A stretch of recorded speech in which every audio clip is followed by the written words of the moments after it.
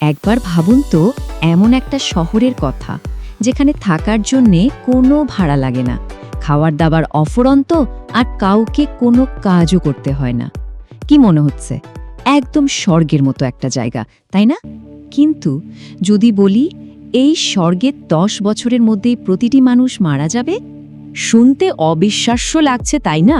কিন্তু এটা কোনো সায়েন্স ফিকশন মুভির গল্প না।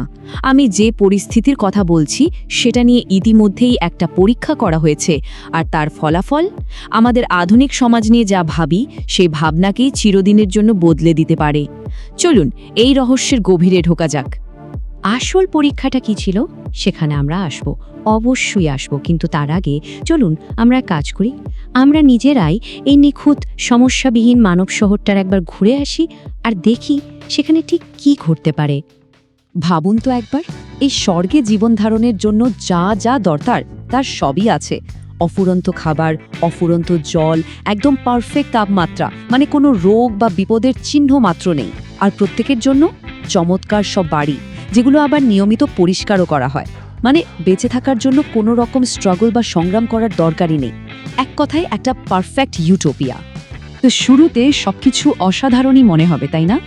প্রথম প্রজন্ম এই প্রাচুর্যের মধ্যে বড় হবে, আর এটা হবে মানব ইতিহাসের এক নতুন স্বর্ণ যুগ। যেহেতু প্রাকৃতিক কোনো বাধা নেই, জনসংখ্যা রকেটের গতিতে বাড়বে। মাত্র 3 মাসের মাথায় প্রথম শিশুর জন্ম হবে। 10 মাসের মধ্যে শহরের জনসংখ্যা হয়ে যাবে দ্বিগুণ, 18 মাসে আবারও দ্বিগুণ, 26 মাসে তৃতীয়বারের মতো দ্বিগুণ। মানে শহরটা খুব দ্রুত সমৃদ্ধি আর জীবনে পরিপূর্ণ হয়ে উঠবে। বাইরে থেকে দেখে মনে হবে মানবজাতি তার সেরা সময় পৌঁছে গেছে। কিন্তু এখানেই একটা বিরাট প্রশ্ন এসে দাঁড়ায়। যখন বেঁচে থাকার জন্য কোনো লড়াই নেই, যখন কোনো চ্যালেঞ্জ জয় করার নেই, তখন জীবনের উদ্দেশ্যটা কী থাকবে? কিসের জন্য বাঁচবে মানুষ? আর এই প্রশ্নের উত্তরটাই আমাদের এক ভয়ঙ্কর পরিণতির দিকে নিয়ে যাবে। কারণ এত প্রাচুর্য থাকা সত্ত্বেও শহরের বাসিন্দাদের মধ্যে অদ্ভুত এবং বিপজ্জনক কিছু আচরণগত পরিবর্তন দেখা দিতে শুরু করবে। দেখুন, জনসংখ্যা যখন অতিরিক্ত বেড়ে যায়, তখন সমাজে মানুষের যে বিভিন্ন ভূমিকা থাকে সেগুলো কমে আসতে থাকে। পুরুষরা যারা সাধারণত পরিবার বা এলাকা রক্ষার একটা ভূমিকা পালন করে, তারা এই প্রচণ্ড প্রতিযোগিতার চাপে সেই ভূমিকাগুলো ছেড়ে দিতে শুরু করে। আর নারীরা, তারা যখন দেখে যে কোনো সুরক্ষা নেই, চারদিকে শুধু মানসিক চাপ, তখন তারা তাদের নিজেদের সন্তানদের প্রতি অবহেলা শুরু করে, এমনকি আক্রমণাত্মকও হয়ে ওঠে। এর ফলে সমাজে এক নতুন শ্রেণীর জন্ম হয়। এদেরকে বলা যেতে পারে দ্য ড্রপ আউটস। এরা হলো সেই সব মানুষ যারা সমাজে নিজেদের কোনো ভূমিকা খুঁজে পেতে ব্যর্থ হয়েছে। তারা উদ্দেশ্যহীনভাবে এখানে ওখানে ঘুরে বেড়ায়, তাদের শরীরে মারামারি ক্ষতচিহ্ন দেখা যায়, আর তারা হঠাৎ হঠাৎ করে অর্থহীন ভয়ঙ্কর হিংস্রতায় মেতে ওঠে। আচ্ছা, একটা কথা ভাবুন তো, আজকের এই পৃথিবীতে আমরা আগের চেয়ে অনেক বেশি কানেক্টেড, তাই না? কিন্তু তারপরেও কি আমাদের নিজেদেরকে মাঝে মাঝে খুব একা আর বিচ্ছিন্ন মনে হয় না? এই অনুভূতিটা একটু মনে রাখবেন, কারণ এটা খুব গুরুত্বপূর্ণ। বিজ্ঞানীরা এই অবস্থাকে একটা নাম দিয়েছেন। তারা বলেন বিহেভিয়ারাল সিঙ্ক বা আচরণগত পতন। এটা ঠিক যেন একটা মানসিক মহামারী, যেখানে সামাজিক অবক্ষয়ে একজনের থেকে আরেকজনের মধ্যে দ্রুত ছড়িয়ে পড়ে।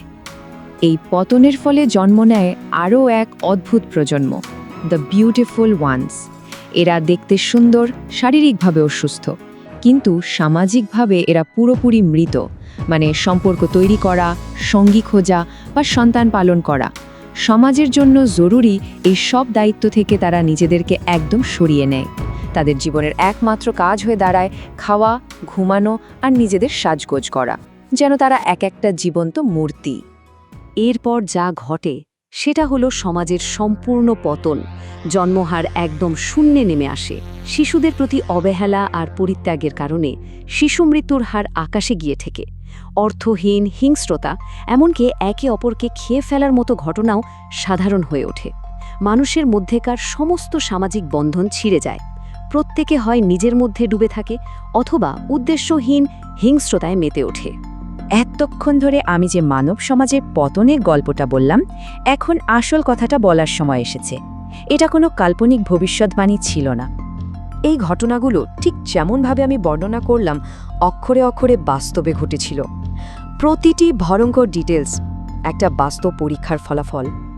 এই পরীক্ষাটা করেছিলেন একজন এথেনোলজিস্ট, নাম জন বি ক্যালহুন। তিনি একবার বলেছিলেন, আমি মূলত ইঁদুরের কথা বলবো, কিন্তু আমার সব চিন্তা মানুষকে নিয়ে। আর এই নিখুঁত শহরের বাসিন্দা কোনো মানুষ ছিল না, ছিল ইঁদুর। ঠিক শুনেছেন, তিনি 1968 সালে ইউনিভার্স 25 নামে ইঁদুরদের জন্য একটা স্বর্গ তৈরি করেছিলেন, যেখানে ছিল অফুরন্ত খাবার, জল আর বাসা বানানোর জিনিস। কোনো শিকারী বা রোগবালাইয়ের ভয় ছিল না। ক্যালহুন শুধু দেখতে চেয়েছিলেন এরকম একটা নিখুঁত পরিবেশে একটা সমাজ শেষ পর্যন্ত কোথায় গিয়ে দাঁড়ায়। আর ফলাফল ছিল একেবারে হাড় হিম করে দেওয়ার মতো। আমরা কাল্পনিক মানব সমাজে যা যা ঘটবে বলে ভেবেছিলাম তার সবকিছুই ইঁদুরদের মধ্যে দেখা গিয়েছিল। পুরুষ ইঁদুররা তাদের দায়িত্ব ছেড়ে দিয়েছিল, মায়েরা তাদের বাচ্চাদের আক্রমণ করতে শুরু করেছিল, সেই ড্রপ আউট আর বিউটিফুল ওয়ানসের মতো দলও তৈরি হয়েছিল তাদের মধ্যে। আর শেষ পর্যন্ত গোটা সমাজটা পুরোপুরি বিলুপ্ত হয়ে যায়। শেষ পর্যন্ত একটা ইঁদুরও বেঁচে ছিল না, শূন্য। ক্যালহুনের ভাষায় তারা তাদের শারীরিক মৃত্যুর অনেক আগেই এক প্রথম মৃত্যুর শিকার হয়েছিল, তাদের ভেতরের সত্তা আর সমাজের মৃত্যু। মানে যে স্বর্গটা তৈরি করা হয়েছিল মৃত্যুকে দূর করার জন্য, সেটাই এমন একটা পরিস্থিতি তৈরি করল যেখানে বেঁচে থাকার উদ্দেশ্যটাই হারিয়ে গেল। জীবনের চ্যালেঞ্জ আর সংগ্রাম না থাকায় জীবনটাই অর্থহীন হয়ে পড়েছিল। এখন আসল প্রশ্নটা হলো, এই পরীক্ষা থেকে আমাদের মানে মানব সমাজের কি শেখার আছে? এটা কি শুধুই ইঁদুরের একটা গল্প, নাকি আমাদের জন্য এক ভয়ঙ্কর সতর্ক বার্তা? একবার আমাদের আধুনিক পৃথিবীর দিকে তাকান। বড় বড় শহরগুলোতে মানুষের ভিড়, সামাজিক বিচ্ছিন্নতা, ডিপ্রেশন, অ্যাংজাইটি, জন্মহার কমে যাওয়া। ভালো করে খেয়াল করলে দেখবেন ইউনিভার্স 25-এর সেই ভয়ঙ্কর সতর্ক সংকেতগুলো আমাদের চারপাশে সবখানে ছড়িয়ে আছে।